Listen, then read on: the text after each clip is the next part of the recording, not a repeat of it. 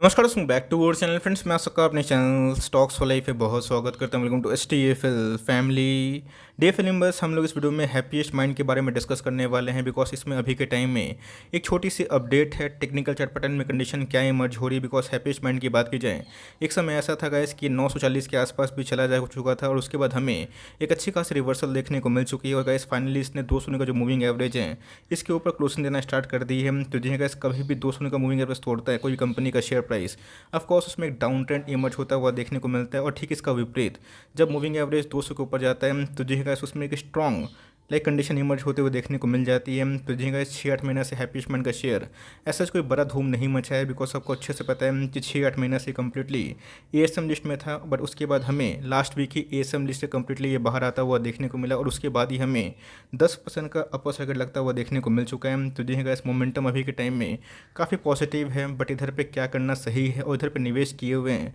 तो क्या करें, नहीं किए हुए हैं तो कौन सा लेवल आपके लिए बेस्ट होगा। बिकॉज मुझे लगता है कि लॉन्ग टर्म में ये कंपनी काफ़ी अच्छा कर सकती है मिड कैप क्वालिटी के स्टॉक्स में। तो फटाफट डिस्कस करते हैं इस इंटरेस्टिंग वीडियो को, जहाँ पे कुछ अपडेट्स भी है, बहुत ही कुछ सीखने को मिलेगा। चैनल फर्स्ट टाइम होंगे सब्सक्राइब कर सकते हैं इस तरह की क्वालिटी कंटेंट को सबसे पहले एक्सेस करने के लिए। Now without link any for time let's begin. मुझे पक्का यकीन है कि अगर ASM लिस्ट में ये नहीं होता है तो जी है जिस हिसाब से मोमेंटम इसने दिया था 6 महीना पहले, ये दोस्तों हमें 2000 के आसपास भी देखने को मिलता है। बट बहुत ही लोगों को मौका मिला जहाँ पे उनको एक्यूमुलेशन करने का अच्छा खासा टाइम देखने को मिल चुका था। तो जी है इस 950 का स्टॉक हमें गिर के थोड़ा सा रिवर्सल देखने को मिल रहा है। लास्ट डे क्लोजिंग की बात की जाए तो हमें 1163 के आसपास देखने को जरूर मिली थी। तो बात की जाए वाइट डे की, तो जी है सबको अच्छे से पता है कि टेक सेल ऑफ हमें देखने को मिला था और निफ्टी में वीकनेस की वजह से बहुत सारे IT कंपनी में हमें अच्छी खासी गिरावट देखने को मिली थी। तो एक्जैक्टली गैस हमें वाइट डे में 13% का डाउन साइड अभी भी देखने को मिल रहा है। तो जी गैस एक 950 के आसपास बॉटम लगाने के बाद एक रिवर्सल हमें देखने को मिली है। तो कितना सस्टेनेबल होगा ये तो वक्त बताएगा। बट इसी के बीच में आप देख सकते हैं कि 1500 का स्टॉक है अभी भी। अगर आप देखें तो हमें 1163 के आसपास देखने को ज़रूर मिला है।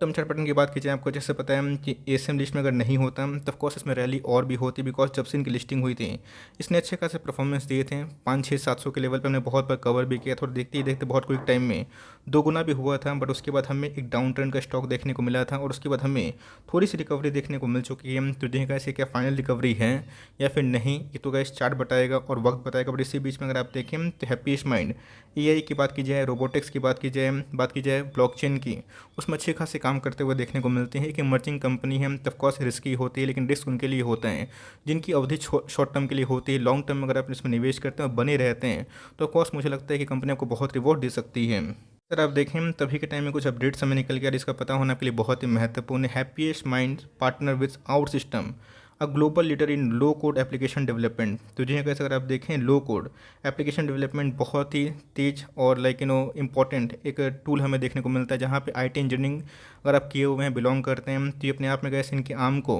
बहुत स्ट्रेंथन कर सकती है। तो जी कैसे कल की ही न्यूज़ थी और कल की न्यूज़ की वजह से थोड़ी सी उछाल देखने को मिली थी। निफ्टी की बात की जाए उसमें हमें एक बाउंस बैक देखने को मिला है। तो जी कैसे आउट सिस्टम एक कंपनी है, उनके संग हैप्पीएस्ट माइंड ने लो कोड पार्टनरशिप करी है एप्लीकेशन डेवलपमेंट में। तो जी कैसे आने वाले कल में इससे इनको क्या बेनिफिट हो सकता है और कंपनी की बात की जाए तो लॉन्ग टर्म में कैसा परफॉर्मेंस कर सकती है, फटाफट उसको भी चेक कर लेते हैं।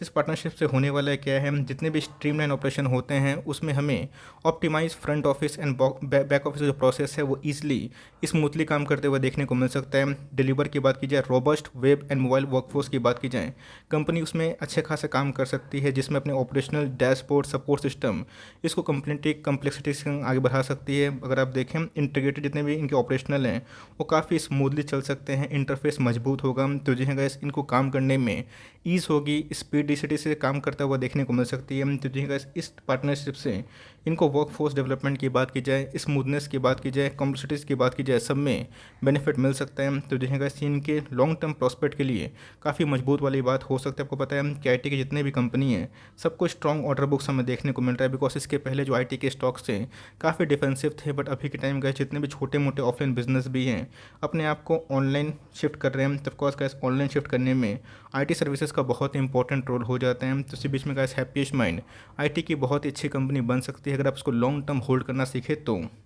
आपको अच्छे से पता है कि हाल फिलहाल में इसका जो मार्केट कैप है गिर के 13,000 करोड़ 12,000 करोड़ के आसपास जा चुका था और उसके बाद हमें फिर से रिकवरी देखने को मिल चुकी है। तो जी हाँ गाइस, अगर आप इसको विप्रो से इन्फोसिस से कंपेयर करते हैं तो मेक श्योर दोस्तों, ऑफकोर्स इसमें पोटेंशियल तो है, बट ऐसा नहीं है कि विप्रो इन्फोसिस की तरह ये बहुत ही लाइक चट्टान की तरह मजबूत रहेगा। याद रखिए दोस्तों, मिड कैप और स्मॉल कैप में क्या होता है ना, बहुत रिस्क और रिवॉर्ड होता है। अगर आपको रिस्क बिल्कुल भी लेना नहीं है तो ऑफकोर्स गाइस मेरे हिसाब से इन्फोसिस, टीसीएस, बात की जाए एम्फेसिस, ये सब कंपनी आपके लिए बने हुए हैं। बट अगर आपको रिस्क लेना है, कंपनी ग्रोथ में पार्टिसिपेट करना है, लॉन्ग टर्म में जो कंपनी अच्छा कर सकती है, बहुत बड़ी बन सकती है, उसमें निवेश करना है, तो आप ट्रैक एंड वॉच कर सकते हैं। बिकॉज ऑल टाइम हाई से गैस अभी भी हमें अच्छे खासे डिसेंट डिस्काउंट पे अवेलेबल है। तो मैं आपको लेवल्स बताऊंगा जहाँ पे गिरने के बाद आप चाहें तो निवेश करने का प्लान कर सकते हैं। बिकॉज इसके पहले 950 के आसपास आया भी था और मैंने वीडियो बना के बताया भी था। इस भाव पर छोड़ना बहुत ही गलत बात हो सकती है और उसके बाद हमें फिर से 200-250 पॉइंट के आसपास महंगा होता हुआ देखने को ज़रूर मिला है। ये बात दोस्तों इनके प्राइस ढूंढने की मैं साफ साफ बता दूं, इनके प्राइस शूटिंग काफ़ी महंगे हैं। जी हाँ गाइस, अगर आप इसको डाइजेस्ट कर सकते हैं, एडजस्ट कर सकते हैं तो ही आगे बढ़ेगा। बिकॉज ये एक इमर्जिंग कंपनी है, प्राइस शूटिंग थोड़े महंगे होते ही हैं और जितने भी इमर्जिंग कंपनी में आपने देखा तो प्राइस शूटिंग थोड़ी सी लाइक महंगा होता है। तो जी हाँ गाइस, कंपनी का आरओई पे ध्यान दें तो ख़राब बिल्कुल भी नहीं है। 40% के आसपास आरओई है जो मेरे हिसाब से मोर देन इनफ है। आरओसी पे अगर आप ध्यान दें 34% के आसपास निकल के ज़रूर आ जाती है। बात कंपनी के सेल्स की, तो कंपनी के मैनेजमेंट ने बताया भी था कि जो इनके ऑर्गेनिक ग्रोथ होने वाले हैं और इनऑर्गेनिक ग्रोथ होने वाले हैं वो 20% से बढ़ सकते हैं। तो जी हाँ गाइस, इनके सेल्स में ऑफकोर्स थोड़ी सी उछाल हमें देखने को मिल रही है। साल दर साल की बात की जाए, सेल्स इनके कंटिन्यूसली अप ट्रेंड में। प्रॉफिट की बात की जाए तो उसमें भी हमें अच्छी खासी उछाल देखने को मिली। और इस क्वार्टर की बात की जाए 2021 की, तो ऑफकोर्स गैस उसमें प्रॉफिट में अच्छी खास उछाल देखने को ज़रूर मिली है। ध्यान से समझने की आवश्यकता है, प्रोमोटर होल्डिंग अभी भी कांस्टेंट है और एफआईएस की जो होल्डिंग है वो 7% के आसपास निकल के ज़रूर आती है। तो जी गैस, एफआईएस का जो स्टेक है आप बोल सकते हैं कांस्टेंट है, बट डीआईएस ने इधर पे पूरा अपना पलटा झाड़ लिया। बट डीआईएस की होल्डिंग 2% के आसपास है। तो मेरे हिसाब से गैस पब्लिक होल्डिंग थोड़ी सी ज़्यादा है। तो जी गैस, कभी कभी ऐसा होता है कि स्टॉक प्राइस में मूवमेंट नहीं होती है तो पब्लिक बेच देते हैं। तब कोर्स पब्लिक होल्डिंग ज़्यादा होने से कंपनी ख़राब बहुत नहीं होती। लेकिन यस, आपको ध्यान देने की आवश्यकता ये है कि 32% के आसपास 35% के आसपास प्रोमोटर होल्डिंग नहीं, प्रोमोटर के बाद पब्लिक होल्डिंग है। अगर आप इसको लॉन्ग टर्म कन्विक्शन में होल्ड करते हैं, जिनको निकलना है वो निकल सकते हैं, बट जिनको रहना है तो मुझे लगता है उनके लिए बस एक ही रीज़न काफ़ी है। बिकॉज ब्लॉकचेन, एआई, डेटा की बात की जाए, कंपनी काफ़ी अग्रेसिवली काम कर रही है। लॉन्ग टर्म फ्यूचर ग्रोथ की बात की जाए, कंपनी में काफ़ी मोमेंटम ज़रूर आ सकती है। मैंने पहले ही क्या बताया कि 200 का मूविंग एवरेज बहुत ही महत्वपूर्ण रोल प्ले करता है। बिकॉज उसके नीचे कोई भी स्टॉक जाता है थोड़ा सा प्रेशर में हमें जाता हुआ देखने को मिलता है। बट उसके बाद अगर आप देखें तो इसने जो मोमेंटम लॉस किया था फिर से हमें गेन करते हुए दिखा रहे हैं। तो जी कैसे अगर ये बॉलिंजर बैंड के अपर मीडियन को ध्यान से देखिएगा, सस्टेन कर लेते हैं तो ऑफकोर्स कैसे उसमें एक अच्छी खास उछाल हो सकती है। बिकॉज आपको अच्छे से पता है बॉलिंजर बैंड के बाहर कोई भी स्टॉक निकलता है तो उसमें थोड़ी सी प्रॉफिट बुकिंग होती है। बट येस, वो जो विथ है वो धीरे धीरे बढ़ता हुआ देखने को ज़रूर मिल जाता है। वॉल्यूम्स की बात की जाए तो पिछले कुछ समय से जो बहुत ड्राई थी, एएसएम लिस्ट की वजह से फिर से हमें आते हुए देखने को मिल चुकी है। तो जी गैस, आरएसआई इंडेक्स जो पहले बहुत ही ओवरसोल्ड जोन पे था, अभी के टाइम में हमें थोड़ा सा लाइक ओवरबॉट जोन पे जाता हुआ देखने को मिल रहा है। तो जी गैस, 1 डे के चार्ट में कंडीशन अभी मजबूत बनी हुई है। अगर इस लेवल को सस्टेन करते हैं तो ऑफकोर्स इसमें हमें एक अपवर्ड जर्नी भी आते हुए देखने को मिल सकती है। मेरे हिसाब से कभी भी ये सब स्टॉक का प्राइस आपको फिर से 1100, 1050, 1000 के आसपास मिले तो मुझे लगता है कि इसके लॉन्ग टर्म फ्यूचर ग्रोथ के हिसाब से आप निवेश करने का प्लान कर सकते हैं। इसके पहले गए अभी 950 के आसपास था, 42% के आसपास ऑल टाइम हाई से करेक्शन हमें देखने को मिल रहा था। तो जी का सपोर्ट लेवल आपको ध्यान देने की आवश्यकता ज़रूर है कि कभी भी अगर ये 1100 उससे नीचे गिरते हैं, आपको इसको हर एक 70 के पॉइंट के फॉल पे धीरे धीरे बाई ऑन डिप्स कर सकते हैं। अगर आपको कंपनी पे इंटरेस्ट है, उनके ग्रोथ पे भरोसा है और लिए हुए हैं 1100-1200 के लेवल पे, जो बहुत लोग खरीदे भी थे और बोल रहे थे कि सर मेरा भाव नहीं आ रहा है, काफ़ी गिर रहा है। तब कोर्स देखिए भाव आपका आ गया।